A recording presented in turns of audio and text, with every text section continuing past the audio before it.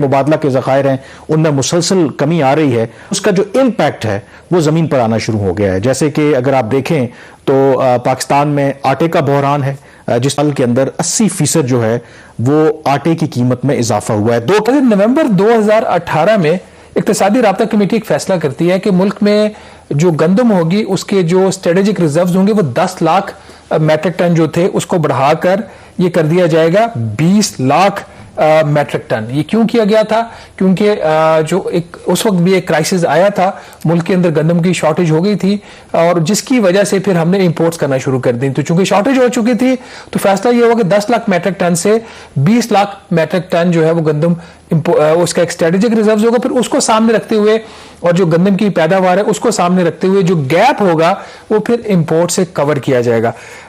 मई 2022 में ईसीसी इस बात का फैसला करती है कि जी 30 लाख मैट्रिक टन जो है वो गंदम इंपोर्ट की जाएगी, जो पाकिस्तान में इस साल गंदम की पैदावार हुई थी पिछले साल, उसको सामने रखते हुए, स्ट्रेटेजिक रिजर्व्स को सामने रखते हुए।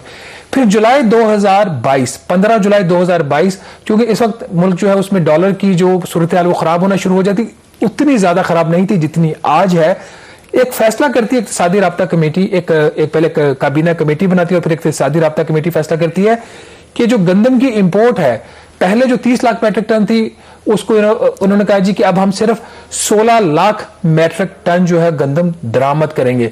14 लाख मैट्रिक टन जो गंदम थी वो इन्होंने कम दरामद करने का फैसला किया। क्यों किया?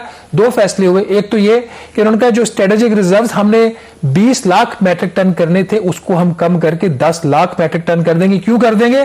क्योंकि डॉलर्स नहीं है आपके पास गंदम को इंपोर्ट करने के लिए। और दूसरा उन्होंने कहा हमने अपने जो स्टॉक्स हैं और जो कंजम्पशन है उसको रीएवैल्यूएट किया तो उसकी वजह से भी कुछ 4 लाख मैट्रिक टन जो गंदम है उसकी वो इंपोर्ट की वो कम जरूरत होगी। तो 26 लाख मैट्रिक टन जो एक फिर इन्होंने फैसला किया उसको 16 लाख मैट्रिक टन गंदम इंपोर्ट करने का फैसला किया। आपने तारिक बशीर चीमा साहब की प्रेस कॉन्फ्रेंस भी कल की सुन ली जिसमें वो बता रहे थे जी कि तकरीबन 13-14 लाख मैट्रिक टन जो गंदम पहुंच चुकी है और मजीद अब हमने मंगवाने का फैसला किया है। तो ये भी जो फैसला था कि कितने स्ट्रेटेजिक रिजर्व्स होने हैं, इसके पीछे भी डॉलर्स की मुल्क के अंदर कमी थी।